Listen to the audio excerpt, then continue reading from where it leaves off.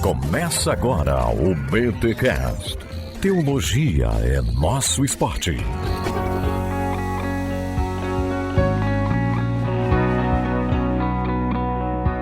Muito bem, muito bem, muito bem. Começa mais um BTcast, o de número 445. Eu sou o Paulo Monteiro, de Maringá, no Paraná, e teologia é o meu esporte. Eu sou o Rodrigo Bibo e, sem sombra de dúvida, eu seria o Tomé. Eu ia pedir pra tocar, pra ver. Eu ia falar, não é possível. Como assim? Eu sou Alcino Júnior e a ressurreição de Cristo nos traz vida, salvação e poder. Caraca, parece hino. Meu nome é Guilherme Nunes e tenho a certeza que Jesus não somente voltou à vida, mas ressuscitou. Olha, como assim? Então... eu vou querer entender essa pegadinha aí, cara. Não só voltou à vida, mas ressuscitou. Vou querer entender isso aí. Gente, estamos aqui nesse especial de Páscoa e eu tô muito feliz aí por reunir duas pessoas que eu admiro pra caramba, com as melhores caixinhas de pergunta do Instagram. Alcino Júnior, seja muito bem-vindo mais uma vez aqui ao BTcast. Você já gravou um BTcast MC, mas é da casa, é da família. E muito obrigado por aceitar o convite em voltar aqui nesse especial de Páscoa. Eu que agradeço, Biba. É sempre um prazer, sempre uma honra estar contigo. E ainda mais com essa sumidade teológica brasileira aí, que é o Guilherme Nunes. É isso. É verdade. E Guilherme Nunes estreando aqui no BTcast, com certeza o primeiro de muitos. Cara, muito obrigado por aí, né, descer do Olimpo e...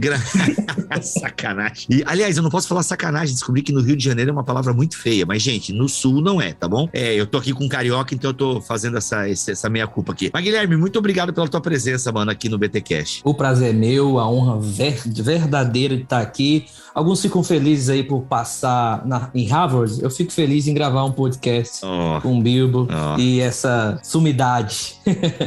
Valeu demais. Bom estar aqui. Ô, Alcino, a gente tava conversando aqui nos bastidores que aquelas caixinhas de pergunta lá do Guilherme é fake, né, mano? Acho que ele que faz pra ele mesmo aquelas perguntas lá, né? Só pode. Não tem como uma pessoa normal fazer aquelas perguntas, não, cara. Não tem. Não, e cada resposta do Guilherme Nunes é um tratado, né, cara? Teológico. É impressionante, mano. Não, cara, não. Tem que printar todas, é obrigatório. É verdade. Tem que printar todas, verdade. Gente, invejas à parte, a melhor caixinha de perguntas do Instagram, se você quer aprender teologia, assim, tipo, nível acadêmico, você quer as coisinhas de igreja, é comigo e com o Alcino aqui, entendeu? O Iago também, papapá. Aí você quer teologia acadêmica, aí você vai lá perguntar pro Guilherme Nunes. Não vem ficar me fazendo pergunta de texto grego, essas paradas aí eu finjo que nem vejo lá na caixinha de perguntas. Nossa, que honra. Tem que perguntar sempre pro Guilherme Nunes, entendeu? Pro Paulo Ompos, esses caras aí que estão outro nível de reflexão teológica, acadêmica e tal. Mas enfim, cara, muito obrigado. Caras, né? Muito obrigado por aceitar o desafio de gravar esse BTcast extra, porque eu acabei vendo na minha programação que, caramba, não pode passar, né? Sempre tem que ter um especial de Páscoa, enfim, de Natal. E hoje não vai ter nem recado paroquial, a gente vai direto pro assunto. Vamos falar sobre a ressurreição. Já temos, obviamente, BTcasts aqui, falando sobre a ressurreição, falando sobre a Páscoa de formas mais gerais, enfim. Hoje eu quero tratar de algumas particularidades da ressurreição. E a primeira pergunta que eu lanço aqui pra mesa, e aí eu já quero dizer o seguinte, gente, eu vou fazer a pergunta, quem quiser responder, já começa respondendo. Para de educação aí de, não, primeiro você, porque é isso que dá a gravar com gente muito inteligente e educada, que fica esse negócio de, então quando eu fizer a pergunta, quem quiser responder já começa respondendo, beleza? Tá bom? Senão eu vou falar assim, vai tu.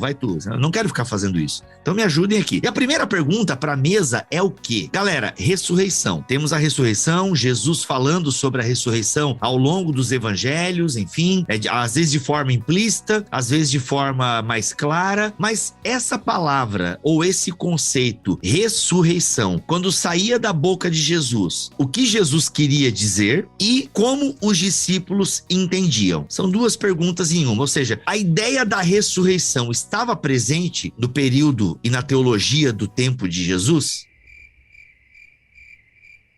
Tuller, deixa esse silêncio, Tuller, deixa esse silêncio, só para ver como eu sou profeta. Como aquilo que eu acabei de falar 2 minutos atrás, iria acontecer. Vai lá, Guilherme Nunes. Eu vou te dar, então, esse privilégio de você começar, já que é a sua estreia aqui no BTcast. Eu quero que você volte mais vezes. Então, vamos lá. O conceito já existia no judaísmo, do Segundo Templo, aquele judaísmo 300 anos antes de Cristo e 300 anos depois, principalmente como textos de Daniel, capítulo 12, verso 2, onde é claro ali que haveria uma ressurreição. E também nós temos temos no tempo de Jesus algumas discussões já sobre a ressurreição dentro do judaísmo, como é o caso dos saduceus, os essênios, já tinha algum tipo de discussão ali. Eu acho que o melhor exemplo para a gente entender como Jesus trata a ressurreição comparando com o judaísmo é João 11, quando Jesus participa ali da ressurreição de Lázaro. Marta, ela diz e afirma claramente que ela crê na ressurreição. Como toda judia e como todo judeu, haveria essa crença. Só que Jesus faz algo diferente ali. Jesus não diz somente que haveria ressurreição e que os dois estão de acordo com isso. Jesus também diz que ele é a ressurreição. Então qual é a diferença? Enquanto no judaísmo eles acreditavam que haveria uma ressurreição final, Jesus diz que a ressurreição só ocorre por causa dele. Ele é aquilo que abre as portas da nova era, do novo momento escatológico que os judeus tanto esperavam. Então quando Jesus faz isso, ele centra na sua pessoa o que é ressurreição, que é uma transformação do corpo para uma nova era, para um novo momento escatológico. Então, Marta e Maria vendo aquilo ali, se Cristo é aquele que causa a ressurreição final tão esperada, então ele pode claramente trazer de novo a vida a Lázaro. Então, a ressurreição já existia ali, e quando Jesus falava sobre isso, Jesus falava já pensando no pensamento judaico, de que eles acreditavam que haveria uma nova vida, e Jesus, ele adiciona algo, ele muda algo, ele é a causa da ressurreição. Quando Jesus fala isso, ele não fala apenas de uma ressurreição espiritual, mas uma ressurreição corpórea, um corpo sendo transformado ainda com matéria, o corpo não deixaria de ser matéria, mas um corpo transformado para habitar numa nova dimensão do novo céu e da nova terra. Basicamente é isso que nós temos ali. Uhum. Isso que o Guilherme falou é interessante a gente pontuar. O Guilherme destacou o fato de que no pensamento judaico a gente já tinha essa questão da ressurreição, principalmente no judaísmo do Segundo Templo. Mas quando a gente olha para os povos ao redor do judaísmo, dos judeus da época, principalmente os povos da cultura grega, a gente vê que na cultura grega a ideia de ressurreição ela já era bem mais fraca. Ela era quase inexistente. Entre os povos de cultura grega, o que a gente tinha eram várias ideias diferentes. A gente tinha os epicureus, que defendiam, por exemplo, que a alma humana eram era matéria mesmo, em pequenas partículas que se dissolviam junto com o corpo. A gente tinha Platão, que defendia que o corpo era a prisão da alma. Portanto, quando a alma se libertava do corpo, não haveria um porquê dela retornar a esse plano. E por que eu estou dizendo isso? Porque isso mostra que a ideia de haver uma ressurreição messiânica, por ser um conceito mais restrito ao judaísmo, aí quando o cristianismo começa a crescer, a ser divulgado, isso para as culturas ao redor soa muito estranho, porque a ideia de ressurreição para os povos de cultura grega era uma ideia tida como algo impossível de acontecer. E isso causa um impacto muito grande quando Paulo e os demais chegam com essa notícia de que eles criam em um Messias que ressuscitou dos mortos. Uhum.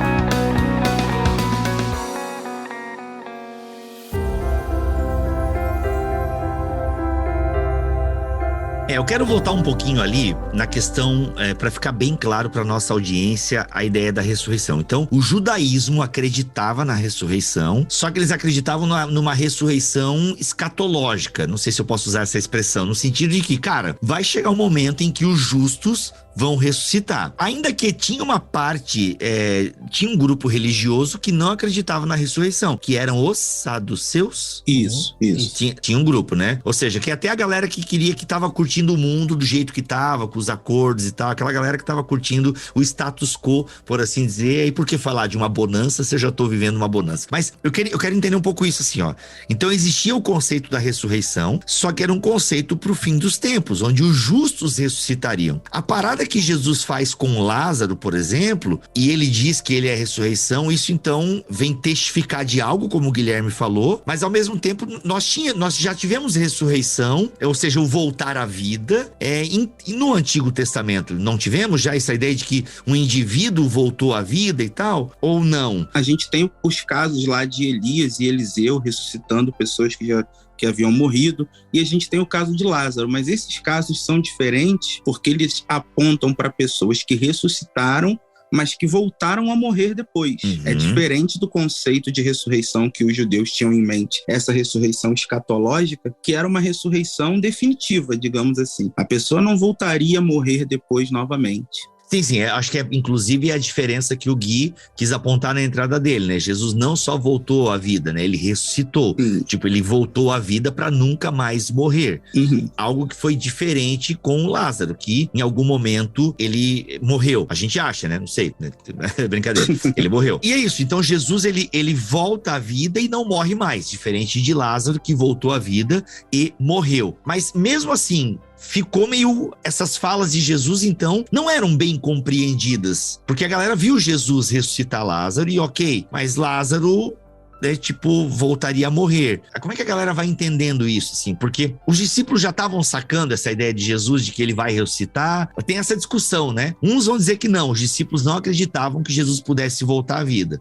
Outros não, eles acreditaram ao ponto de que Jesus, antes de morrer, mandou eles encontrar eles em Betânia ou na Galileia, não lembro, e eles foram lá e estavam lá esperando Jesus ressurreto. Queria entender um pouco mais esse caldo aí, né? Porque há uma diferença entre voltar à vida e ressuscitar. Mas como é que a igreja primitiva vai entender, ou melhor, os discípulos entenderam isso já de cara, ou só vão entender mesmo quando Jesus aparece, paz seja convosco, né, no meio da sala lá? Quando a gente vê Jesus falando sobre o fato dele ressuscitar, a questão da ressurreição, a gente precisa entender que na mente dos discípulos, eles tinham essa ideia da ressurreição final, de uma ressurreição escatológica. Os discípulos não concebiam a ideia de uma pessoa ressuscitar no meio da história. A ideia era sempre da humanidade ressuscitar no final dos tempos. A ideia de uma pessoa ressuscitar durante o decorrer da história não passava pela cabeça dos discípulos naquela época. E mais ainda, a ideia de que o Messias seria alguém que morreria e ressuscitaria era algo que ninguém cogitava essa hipótese. Então, por isso, havia o estranhamento em relação a essa ideia de Jesus, e por isso os discípulos têm até dificuldade em lidar com o fato de Jesus ter ressuscitado. A gente vê isso em Tomé, por exemplo, né? Porque essa ideia era uma ideia que não passava pela cabeça deles. Caraca, mas a ideia do Messias morrer e ressuscitar, então, não era uma parada muito ventilada nas teologias da época. Não. É o que a gente já até foi falado em outros episódios. O que eles esperavam era um Messias político, né? Um Messias que fosse tirar César do trono, sentar no trono, devolver a glória de Davi para Israel, e não alguém que viria para morrer, e muito menos para ressuscitar antes dessa ressurreição escatológica que eles já acreditavam. Legal. E aí então tem o impacto direto, né? Imagina, Jesus volta à vida, ou melhor, Jesus ressuscita, e eu queria então entender o impacto disso na vida dos discípulos, porque a gente tem nos encontros de Jesus após a ressurreição, realmente a galera, como assim?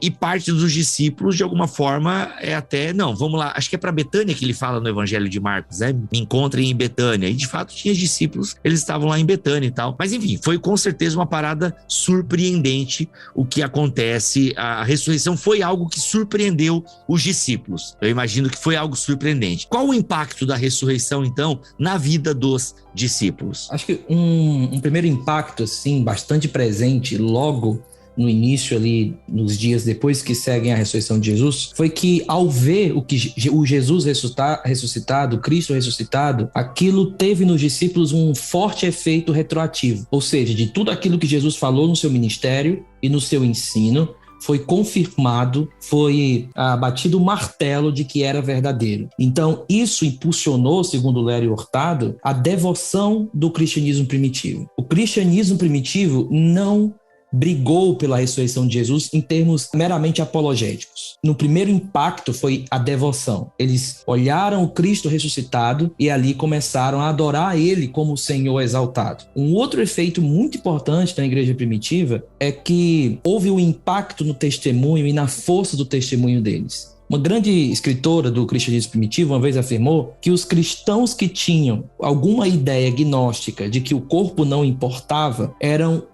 as pessoas que geralmente elas aderiam ao que o Império Romano estava querendo, que era negar Jesus. Então esses cristãos, entre aspas, assim, que não criam tanto na ressurreição, tinham algum tipo de fraqueza para entender a ideia de voltar, de ter um corpo ressurreto, eles eram o primeiro a negar Jesus. Já os outros que tinham ali a ressurreição como o primeiro sinal do Filho de Deus para eles entregavam as suas vidas com muita força. Então a ressurreição, tanto ela reivindica o que Jesus ensinou e fez no seu ministério, ele é o Senhor e Deus, como também ela impacta diretamente na força do testemunho dos cristãos primitivos, dos cristãos do primeiro século, fazendo com que o testemunho deles ficasse muito forte. Aí nós temos Apocalipse, nós temos 1 de Pedro, aquele ato de ser agradável morrer por Jesus, entregar o corpo como o seu sacrifício. Então, acredito que eu posso destacar esses dois impactos aí. Muito bom.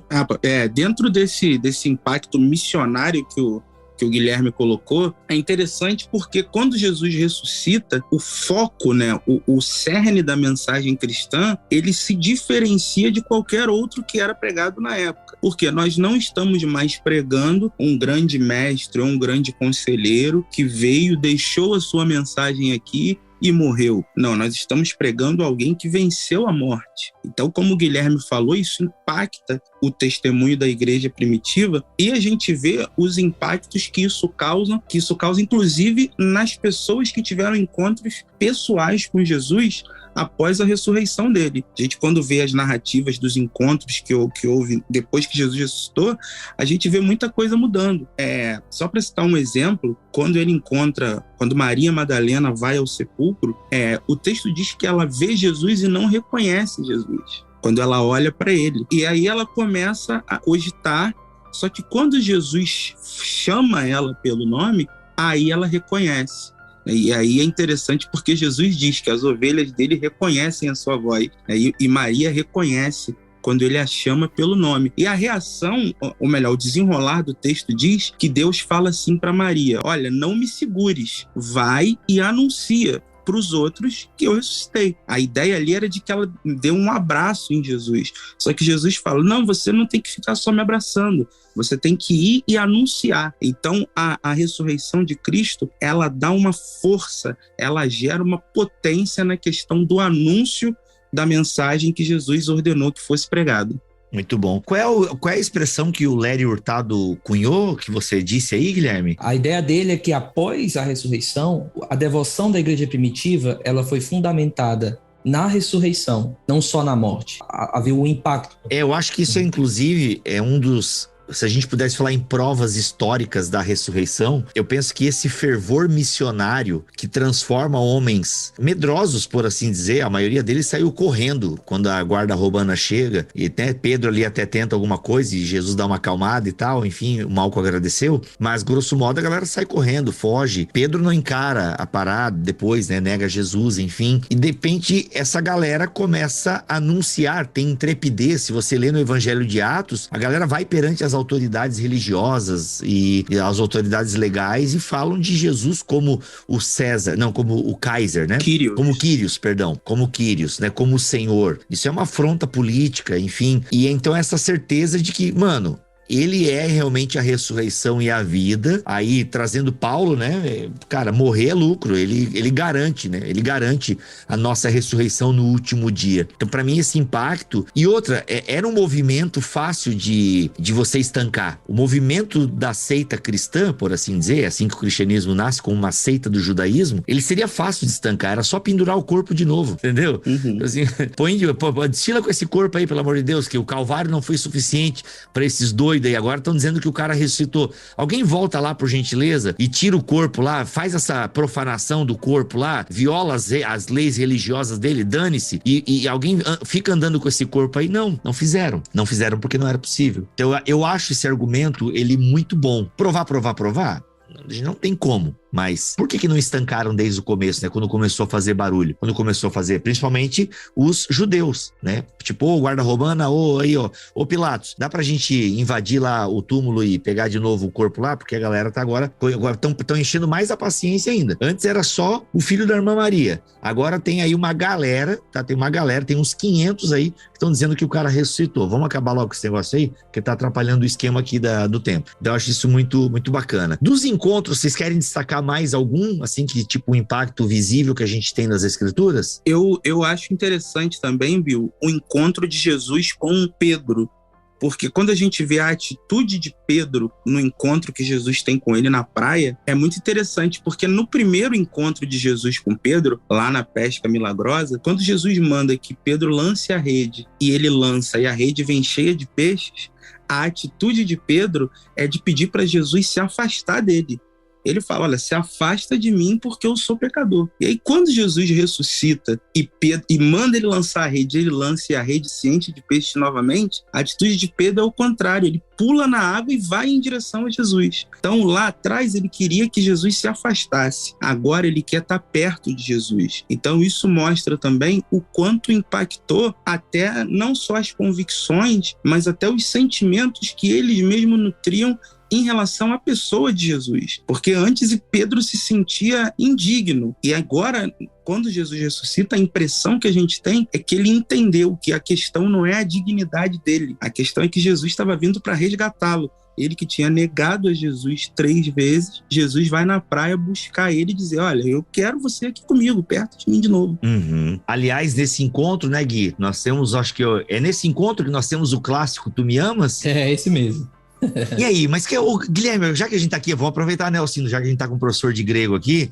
Claro. E aí, o Tu Me Amas, tem mesmo a brincadeira no grego lá? Tem algum peso exegético, essa troca de termos? Primeiro é Tu Me Filéu, depois Tu Me Ágape, ou não, é só uma brincadeira de palavras ou um jogo de palavras do autor? Ou tem um peso teológico, essa transição de palavras pra quem não tá entendendo a referência, pelo amor de Deus, vai ler a Bíblia. Mas e aí, Gui? Não, brincadeira, vai, tem gente que, essa passagem é conhecida, vai, Tu me amas, Pedro, tu me amas e tal, enfim, todo aquele diálogo maravilhoso de Jesus com Pedro. Então Jesus pergunta 3 vezes, né? Nas 2 vezes que Jesus pergunta, Pedro responde, tu sabes que eu te amo. E aí quando Jesus pergunta a 3ª vez, Pedro dá aquela chateada e tal. Aí sim, Senhor, tu sabes que eu te amo e tal. Ah, então apacenta minhas ovelhas. E aí? O que é que o pessoal diz, né? Que há uma diferença entre ágape ou agapau, mas o termo popular é ágape, e filéu. Um seria o amor de Deus, ou um amor muito forte, um amor sacrificial, e o outro seria um amor de irmão, ou um amor familiar. O problema, quem faz essa distinção, é que a Bíblia usa essas palavras de modo intercambiável, ou seja, elas possuem o mesmo significado, que é simplesmente amor. Ágape era muito usada porque era a palavra comum para amor dentro do grego. No grego clássico, filéu era a palavra comum. No grego koiné e em todos os outros dialetos boetianos, principalmente ali na Baixa Ásia, a ideia era que era simplesmente agora amor a palavra mais comum. Quando Jesus se direciona a Pedro, de fato, Jesus ele fica fazendo uma distinção aí. Primeiro ele fala agapou, ou ágape, ou agapais. Ele vai falando isso. E depois filéu, né? E temos muitas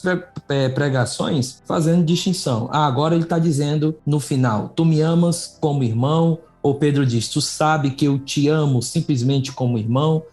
Aí o diálogo termina. Mas assim, respondendo à pergunta, não existe diferença nenhuma. É só um recurso linguístico de João e um recurso literário para não ser repetitivo. Isso acontece em muitos lugares, na própria literatura joanina, e isso acontece também no nosso próprio português, quando a gente usa uma outra palavra para não sermos tão repetitivos. Mas, por que ele fez isso? E aí vem uma grande importância da crítica literária. Será que a ideia dele é não ser repetitivo ou tinha algo a mais? E aí eu quero dar o meu pitaco aqui, a minha opinião. Eu sei que nem todos os comentários falam isso, e aí pode ser uma coisa errada, então use com moderação o que eu vou lhe falar. A ideia aqui, eu acho que Jesus está destacando o final, quando o próprio Pedro diz, tu sabes que eu te amo. Esse final é importante porque Pedro ele finalmente usa a palavra tu sabes. E isso é importante por quê? Porque nessa hora, Pedro muda de ágape para filéu. Não para mudar o significado do amor, mas para destacar o que ele diz. Tu conheces todas as coisas, tu sabes que eu te amo. E qual é a importância disso? A palavra que Pedro diz, quando ele diz, tu sabes, ela é uma palavra específica em grego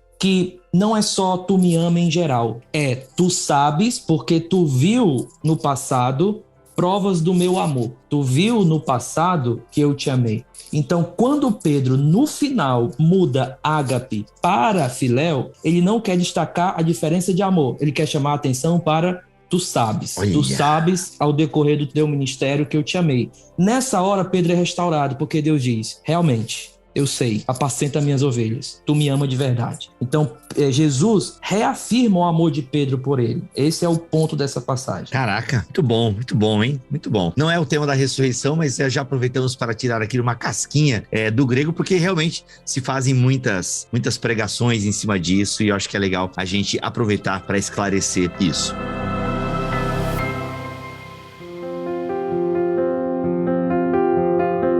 Uma outra questão assim que a ressurreição de Jesus trouxe como impacto na vida dos discípulos foi a fidelidade dos discípulos, de que havia uma devoção interior que devia ser expresso numa fidelidade externa em seus corpos. Isso foi muito falado e muito colocado quando a gente vê o martírio por fé.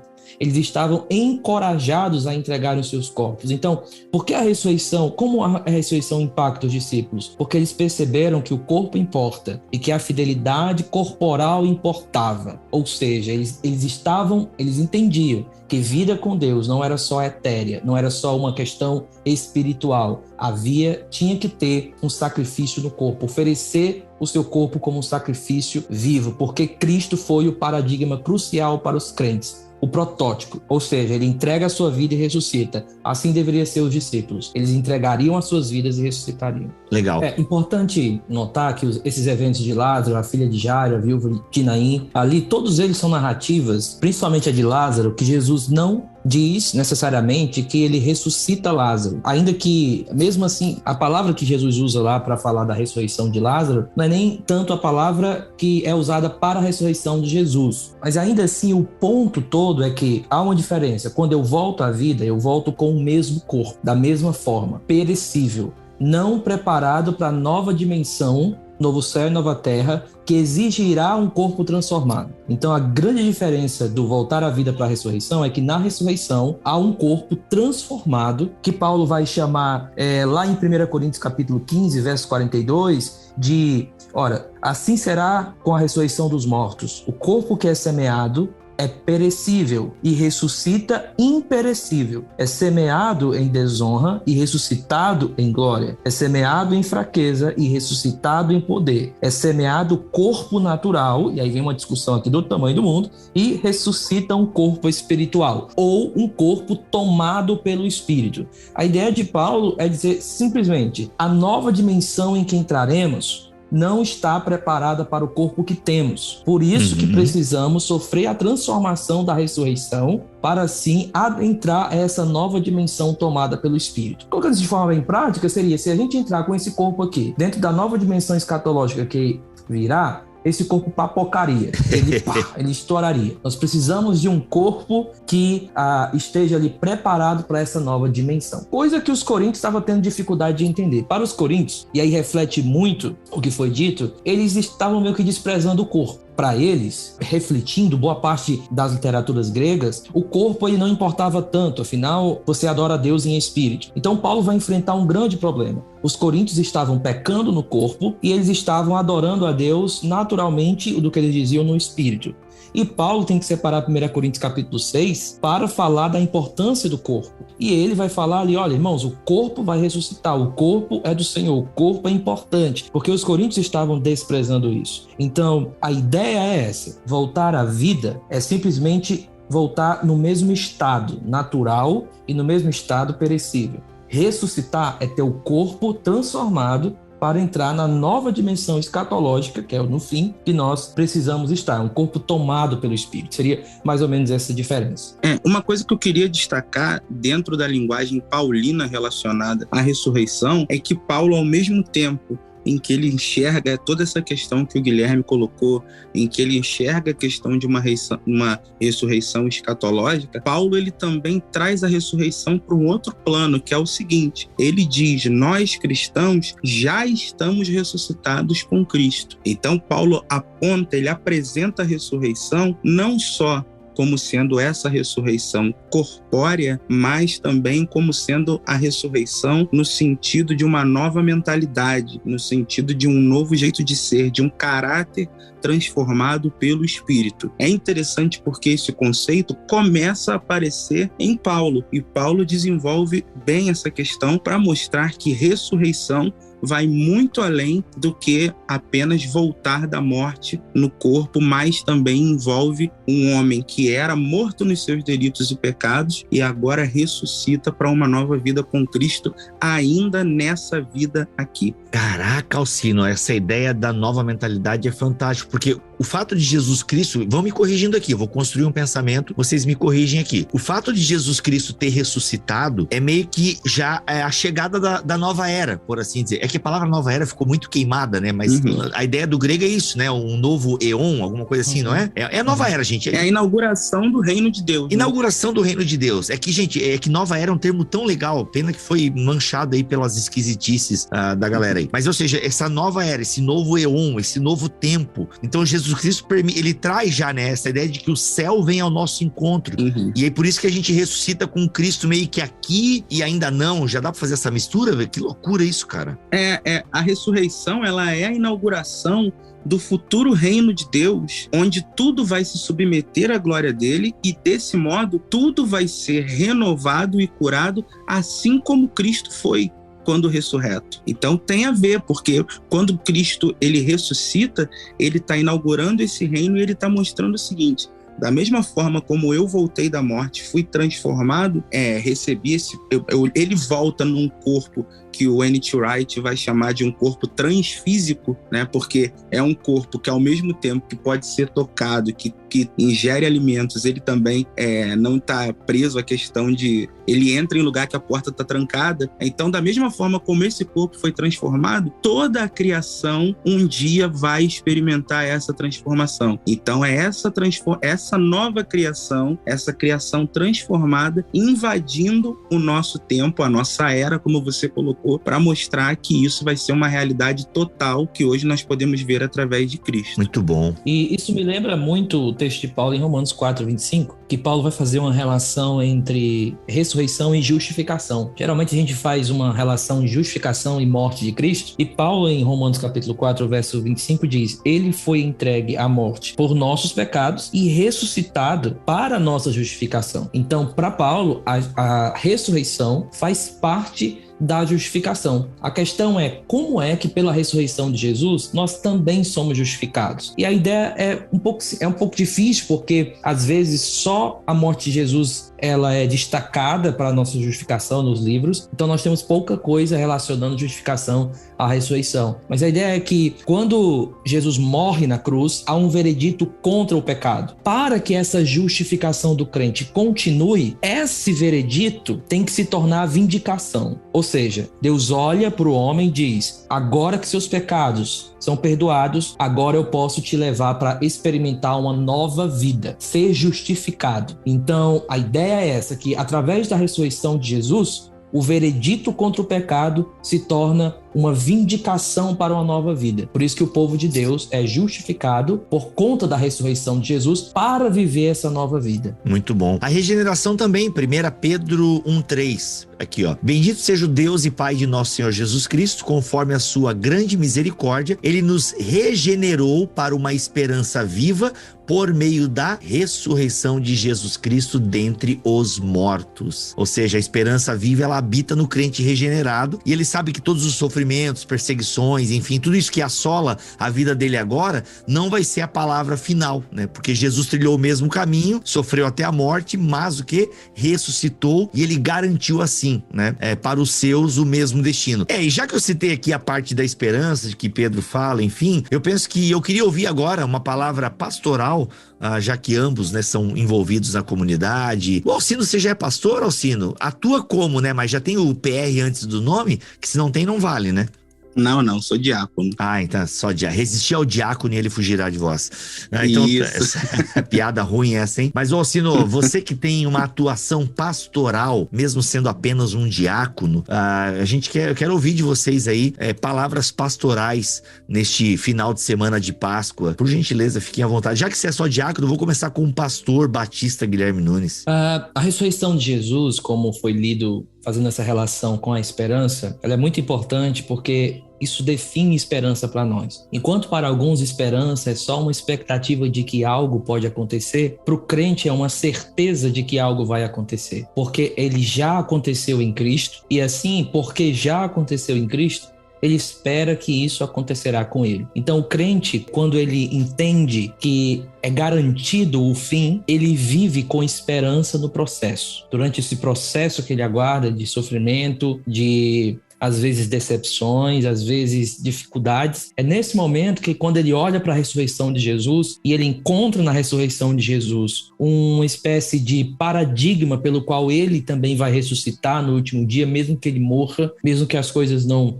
vão como ele acha que devem ir, tudo isso dá para ele sentido para a vida. Então a ressurreição de Jesus, ela transforma a esperança duvidosa em esperança certa. É por isso que na Bíblia, muitas vezes, o conceito de fé e esperança se confundem, porque tanto fé tem um quê de certeza, como esperança na Bíblia também tem algo de certeza dentro dela. E assim, quando uma pessoa ela entende que esperança não é simplesmente uma possibilidade, mas uma certeza, porque Jesus já garantiu essa certeza, ela vai ter uma força para se levantar toda manhã, porque é o nosso olhar para o futuro que molda as nossas mais significantes escolhas. Então, a ressurreição aponta o meu olhar para o futuro, e ela aponta com certeza. E esse olhar para o futuro vai moldar as minhas escolhas mais significativas. Assim, a ressurreição de Jesus e a esperança faz com que aquilo que é duvidoso se torne certo. Eu me encontrarei com ele, apesar dos apesares, apesar de tudo. Eu tenho motivo para me levantar toda manhã, porque está aguardando para mim. O que me aguarda é a esperança da glória. Então isso é maravilhoso. Muito bom.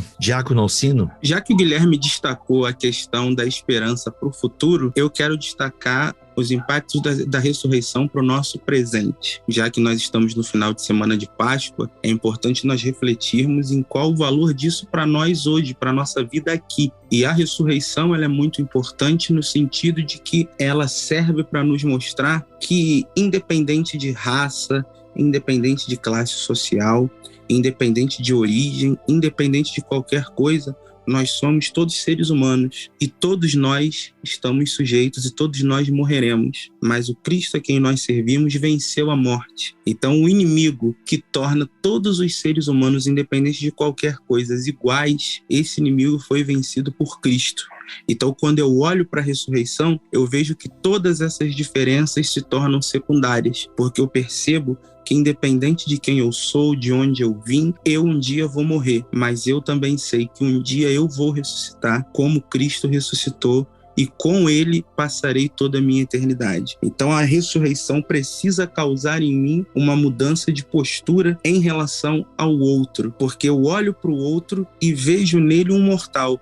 Olho para mim mesmo e me vejo também como mortal. Eu não sou melhor nem pior do que ele, mas Cristo é o maior, porque ele ressuscitou e ele concede esse prazer, esse privilégio da ressurreição para todos nós. Por isso, nós devemos, no dia da Páscoa, refletir sobre o valor que nós damos ao próximo e ao valor que nós damos a nós mesmos. Afinal, é esse corpo aqui que será transformado e que nós passaremos a eternidade com ele. Eu posso destacar mais uma coisa? Claro, fica à vontade, irmão. Como é a tua primeira vez, tem essa canja.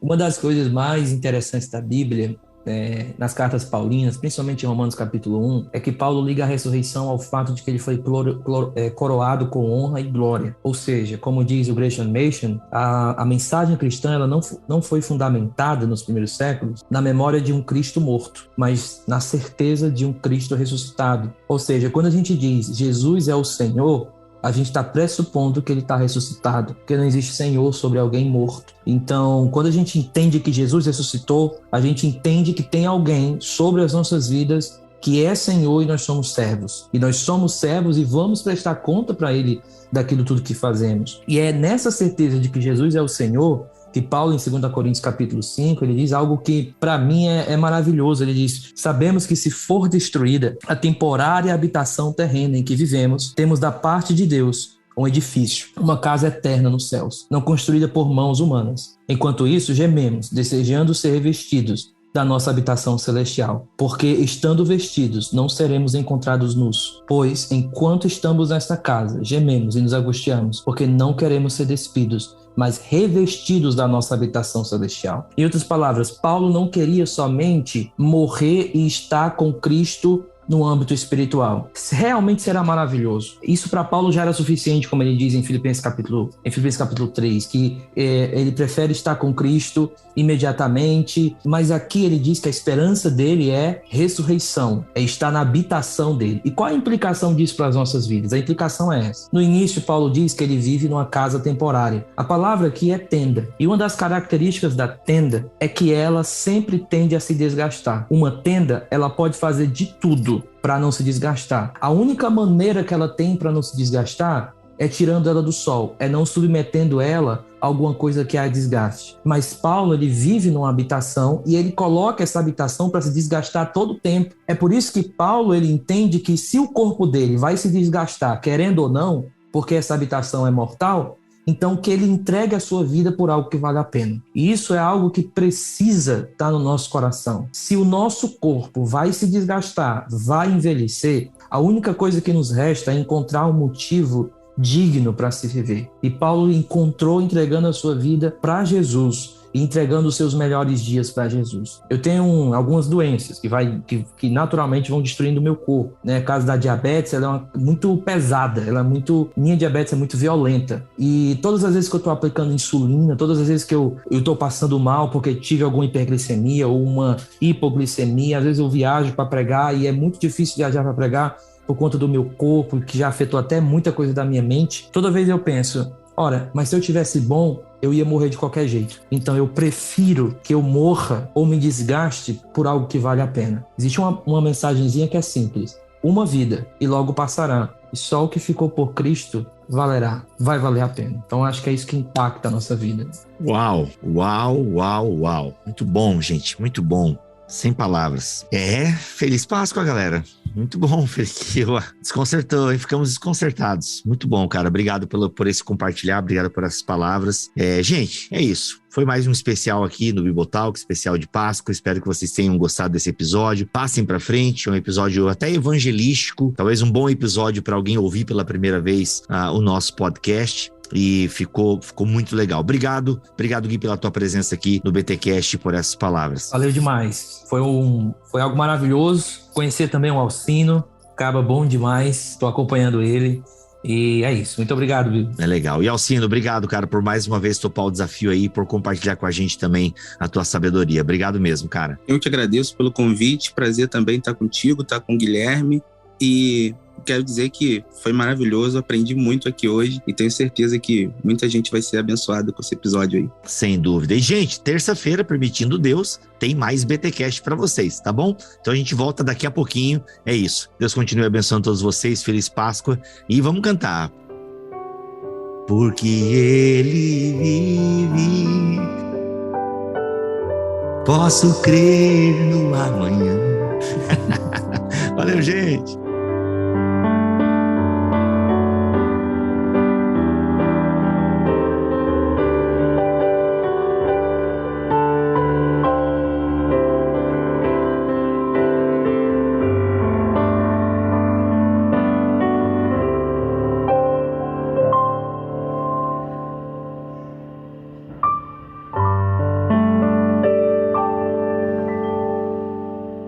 Este podcast foi editado por Tuller Bibotalk Produções.